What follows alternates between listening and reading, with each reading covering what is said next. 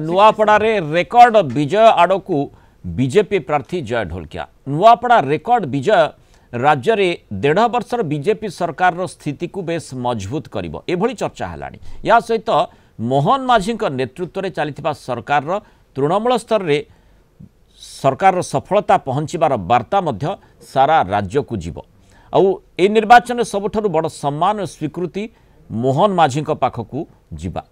खोद मुख्यमंत्री मोहन माझी ए उपनिर्वाचन में मुहांमुही लड़ई रे बाहरी थिले। तांकर जनसभा रोड शो इत्यादि रे अभूतपूर्व जनसमागम देखा मिलता।